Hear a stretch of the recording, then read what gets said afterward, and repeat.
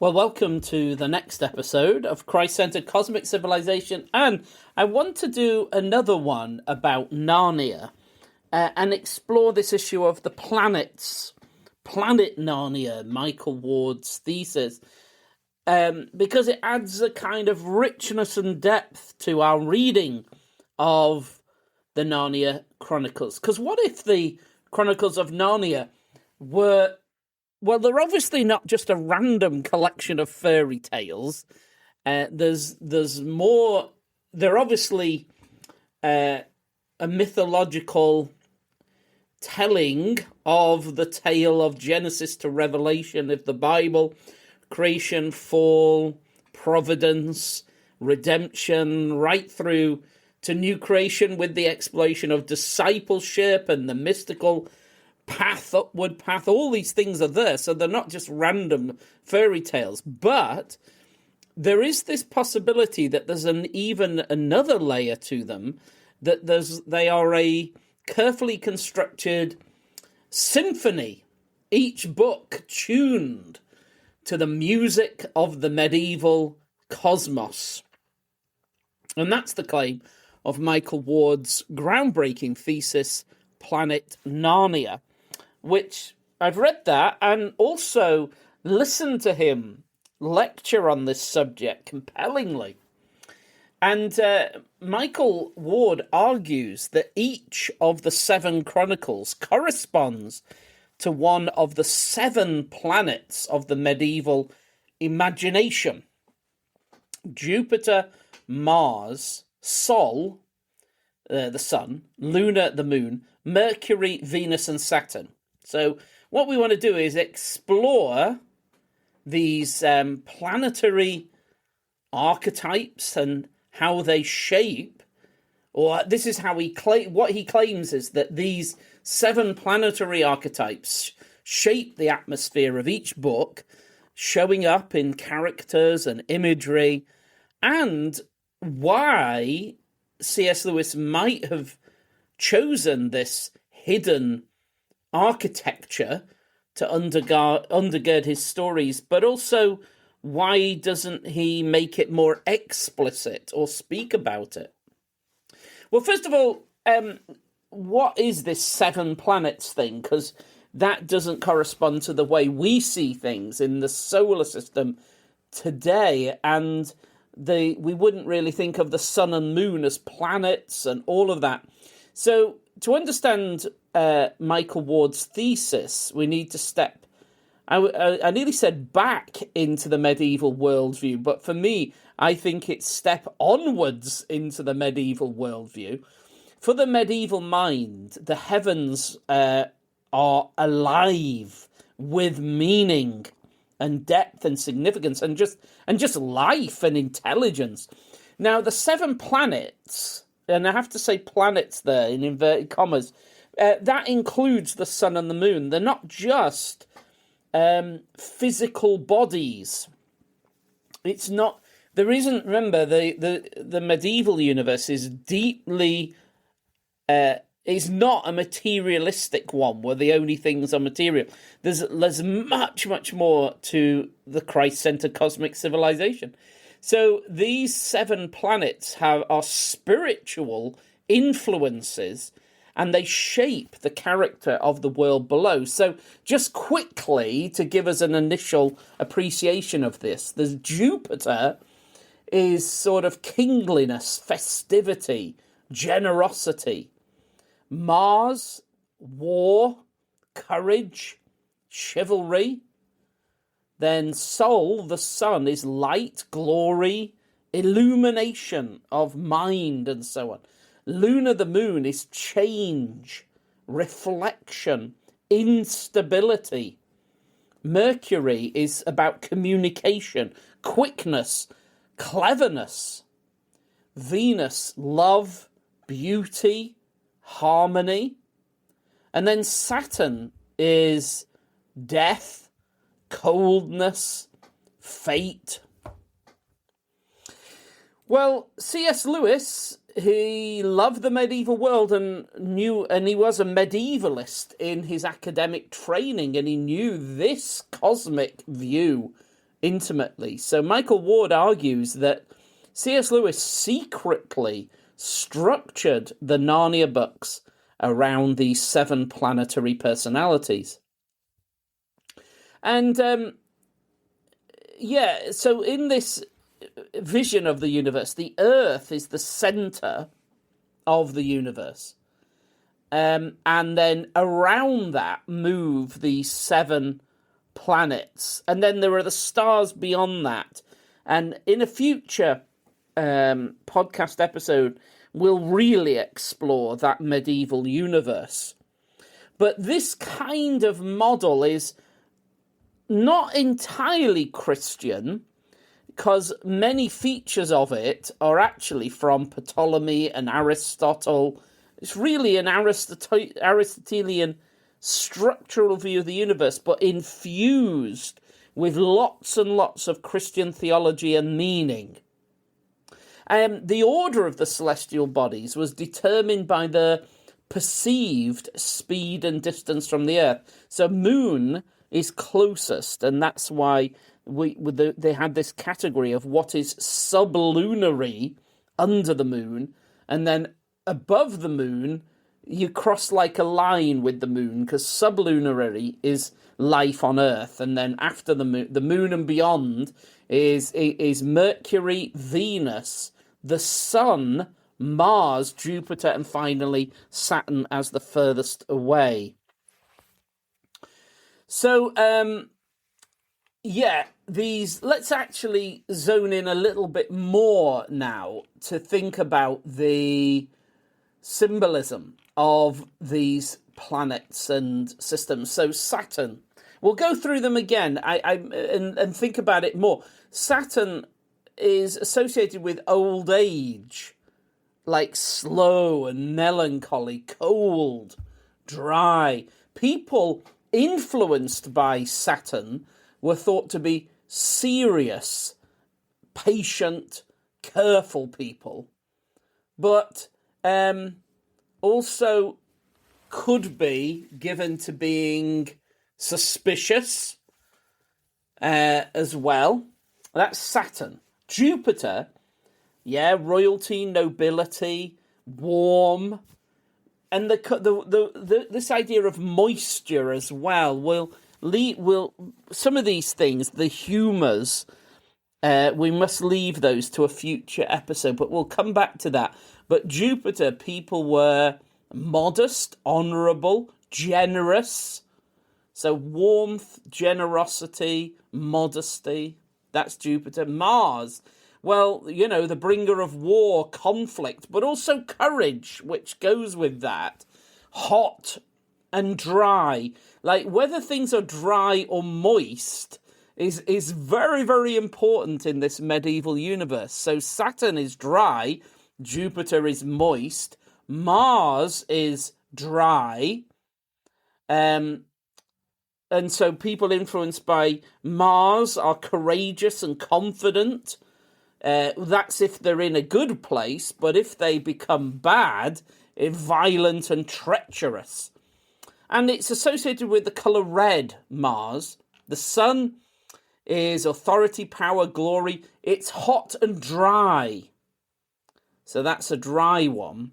People associated with the Sun are trustworthy, but also ambitious.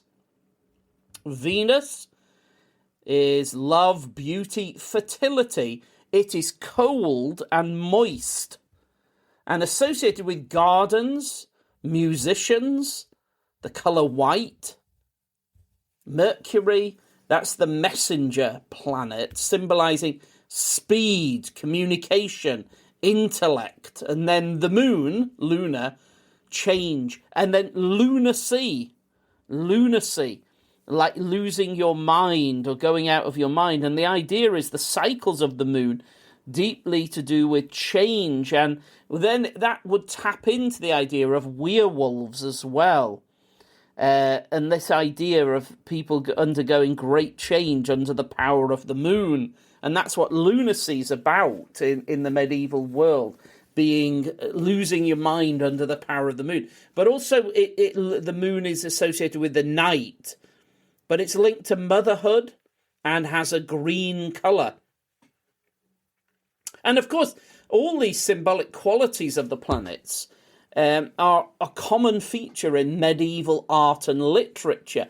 The artists often personified the planets as characters that with these distinct characteristics. So the sun could be depicted as a bright emperor, the moon as a mother, dressed in green. Mars could be an armoured knight. Jupiter often was portrayed as a bishop. Venus as maybe a noble lady with an arrow of love. Saturn, an elderly man, bearded man. And it's hard to, because I want to go into this in much more detail in a future series, but in cosmological diagrams, you get medieval manuscripts that feature diagrams of the universe, and there's these concentric spheres with Earth at the centre, and these diagrams would include the 7 planetary spheres, and then beyond that, the sphere of fixed stars. And then also sometimes written into these cosmological diagrams, you get 4 elements of earth, water, air, and fire. Oh, there's so much we want to say about all of that, but we mustn't now. We must focus on this. And then, so a popular kind of idea is that your life, particularly your career, the profession, the career you would have in life, together with personality and so on, is very influenced by what the planets influence at the time of your birth. So people born under signs that are tied up with these planets, and that has a big influence on the people throughout their life. And also, we'll just mention this idea of the music of the spheres, and that's very widespread in medieval thinking right across the world, and that's based on this. There's a lot to it, but it's this idea that in the movements, their orbits are creating a perfect harmony, and that there is a music to that, a harmonious music. I'll leave it at that for now. I promise we'll come back to this in more depth. Now then, medieval Christian thinkers have this model, and they adapt it and change it to fit with Christian theology. And particularly relevant to that is if you imagine this diagram with the Earth at the centre and these concentric circles going out, and then there's an outermost boundary, which is the primum mobile, the prime mover. That's God. Like God is beyond and provides motion to the entire system of these concentric circles or spheres. We'll explore that in more detail later. So Earth is kind of at the centre from one perspective as the special focus of God's attention, and this sublunary realm below the moon. Because Earth is under the moon, therefore it is subject to a great deal of change, and therefore is corruptible. And Adam, with the fall, everything under the moon is changeable, corrupted, and because of sin and the fall, Earth is very changeable in that way. Whereas the world beyond the moon, the superlunary world with the heavenly spheres, are not changeable. They're immutable and perfect, or at least in principle so.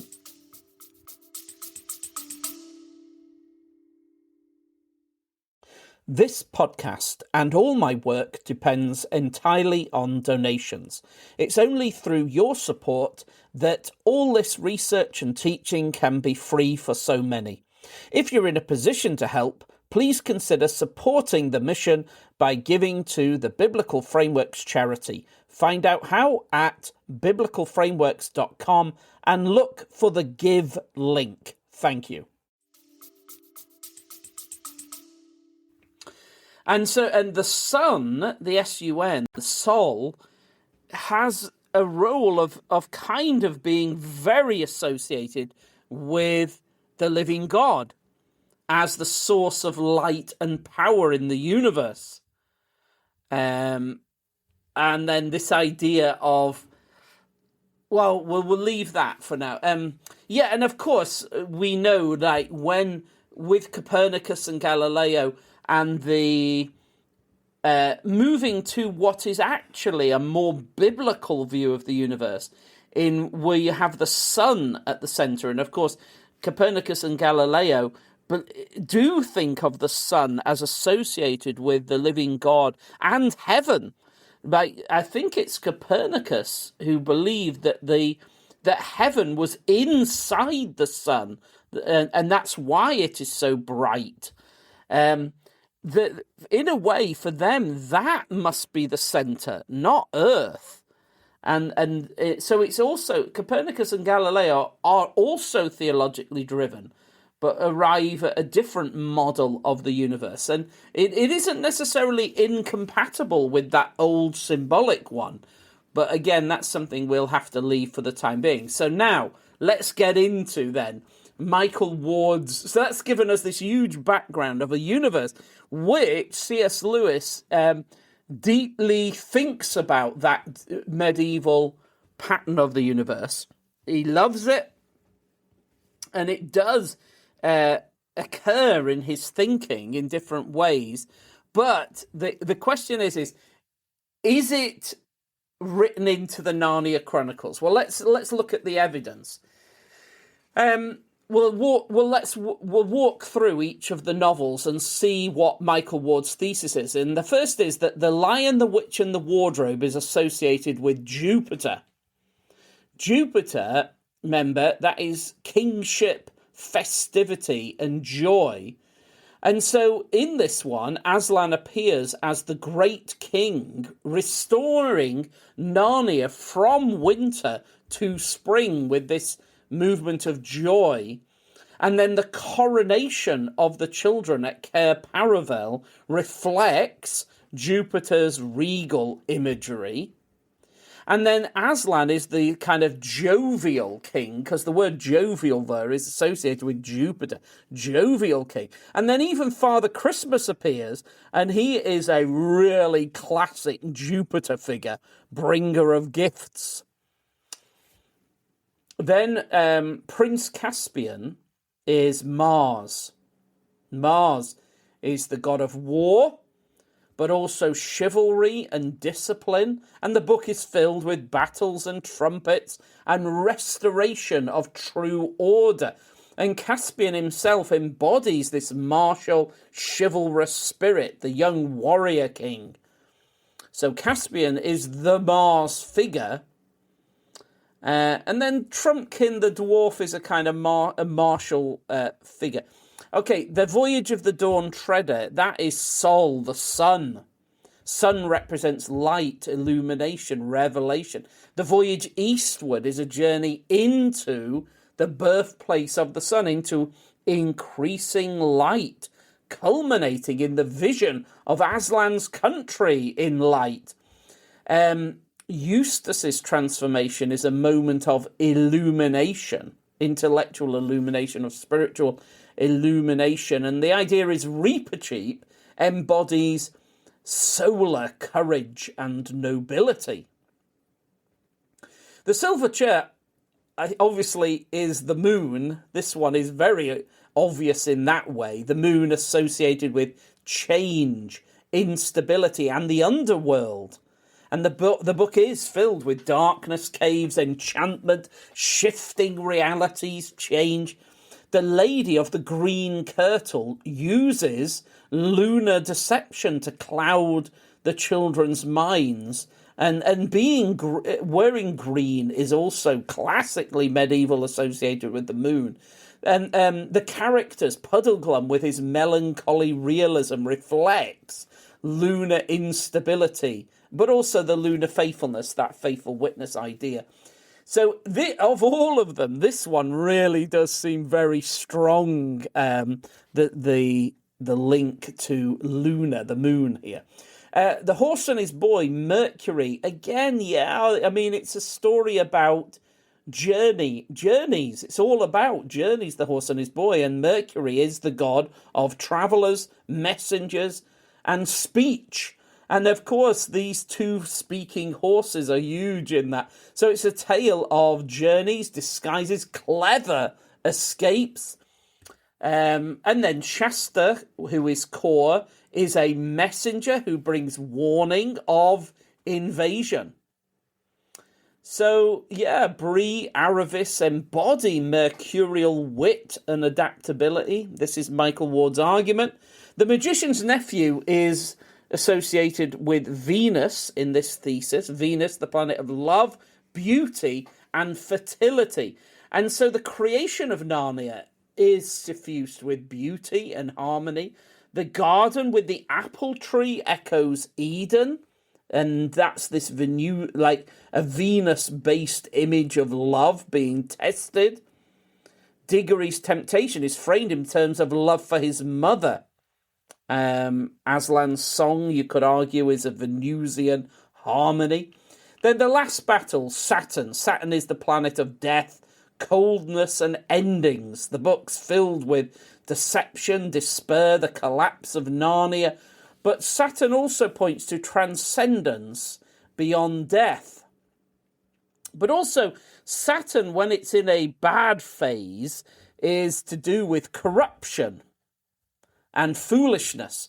And so Shift the Ape embodies Saturn's corruption. Puzzle the Donkey reflects the Saturn's folly, foolishness. And then the faithful Narnians endure Saturn's trial before entering the true country.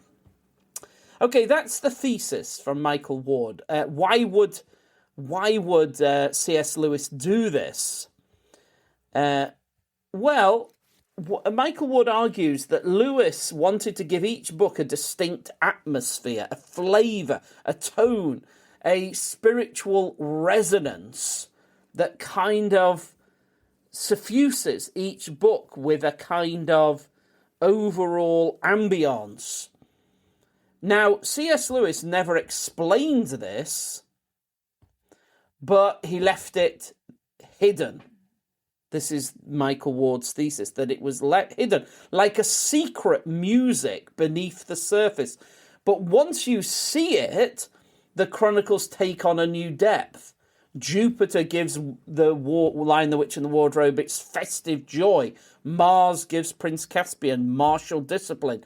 Sol gives Dawn Treader radiant illumination. Luna gives Silverchair its melancholy darkness. Mercury gives Horse and His Boy quicksilver pace. Venus gives Magician's Nephew beauty and harmony. And Saturn gives Last Battle its sombre finality. Now, what do we make of this? Well, I like it. I'm kind of convinced by it, but I like the medieval imagery. I'm deeply into so much of this. But there have been people, there has been a lot of criticism, or some criticism of this Planet Narnia thesis. For example, some critics find it suspicious that C.S. Lewis never mentioned this elaborate plan to anyone, even his closest friends, even like Tolkien and Barfield and so on, his Inklings at the pub. And surely after he'd had a pint or two, wouldn't he have shared with Tolkien, surely? Or maybe he only did verbally and Tolkien never bothered recording it. But it's odd that something that would be so deep and complex and require a lot of forward planning and so on, and a lot of effort, would not be mentioned to anybody. Michael Ward accounts for this by arguing that Lewis was a secretive person who believed in hiding deeply buried elements within his work. I kind of can buy that, though, because I know I will do that sort of thing myself, work on something and have elements within it that I don't explain explicitly or tell anybody that I'm doing it. It's something I'm working on and developing in my own mind. And then, I don't know, I can imagine that. That does make sense. A more serious problem is perhaps this, that C.S. Lewis himself stated in a letter that the series was not planned beforehand, and he didn't know he would write more books after the first. And this does seem to directly contradict Michael Ward's argument that the whole thing is a deeply planned structure, and the whole thing was intended from start to finish to have 7 in it. I mean, it could be the case that he gave, say, Lion, the Witch and the Wardrobe had the Jupiter feel to it, and that it was a kind of he did that just off the cuff, and then as he goes on, he begins to think, actually, I can allocate something, one of the planets to each of these stories, and it doesn't necessarily have had to have been deeply planned in advance. But that's quite powerful that Lewis says he didn't pre-plan any of it. Another challenge to Michael Ward is that this Planet Narnia thesis is almost non-falsifiable, because the idea is Lewis never mentioned it to anybody, and there's no evidence, no explicit evidence for it. So how is it possible to prove or disprove? Lewis's own words contradict it, and then the explanation is that's not a problem, because it's almost like a conspiracy theory argument that the lack of evidence isn't, or even statements to the contrary, don't seem to be a problem for it. And some have argued that Michael Ward cherry picks evidence in the sense that he carefully selects features of each novel which line up with the planetary symbolism, colours, mood, harmonies, and so on. But you could select different features of each of the novels and end up with very different things. Like what it's like he looks through the novel and finds things in the novels that correspond to what he hopes to find there, kind of thing. So, for example, you could argue Aslan is often described as a king in The Lion, the Witch and the Wardrobe, but there's other ways that he's described or behaved, and certainly in other books he's kingly. So, nevertheless, so there are criticisms of it, but nevertheless, this book, Planet Narnia, is highly regarded by many, and I find as time goes on, it kind of seems to gain more credibility, and it has prompted a deeper examination of the Narnia books and what C.S. Lewis was doing in his creative process. And at the minimum, I find it a kind of usefully enriching perspective to have while you read these books, and that it kind of offers these tantalizing possibilities. Even if you don't agree with the thesis, I still find it beneficial. Okay, why does it matter, this kind of thing? I like it because C.S. Lewis is, again, we know he's not just telling these little stories. He's crafting a mythic cosmos, baptizing the imagination, re-enchanting the world, and not then just with biblical themes, but with this richness of the medieval vision of the heavens. And I like this sort of a perspective because it reminds us that the gospel is cosmic. It's a Christ-centered cosmic civilization we're dealing with, and this just adds to that flavor with the Narnia chronicles. And Christ is not just savior of individuals, but king of the cosmos. The heavens declare his glory, the planets sing his praise, and this. Then it's as if reading the Narnia chronicles is more than entertainment, but a spiritual exercise to let the atmosphere of each book shape us. Let Jupiter's joy, Mars' courage, Sol's light, Lunar's perseverance, Mercury's wit, Venus's love, and Saturn's stability form us as disciples. So that's the invitation. If you're going to read all the chronicles again, with the planets in mind, maybe look out for these features, and at the very least appreciate that C.S. Lewis is not just telling stories, but weaving this cosmic vision in which every planet, every story, every image points to the true king, the lion, Aslan, Christ the king, who is not safe but good. So, as we said last time, it's the 75th anniversary. The wardrobe door is still open, and we can still, we're still invited into this world. Well, the thing is, let's face it, we don't need to travel to the land of Narnia. What we're invited is to come into the cosmic kingdom of Christ the King by trusting on him, calling on him. And this world we're in is the most magical, wonderful, meaning-rich that there can ever be.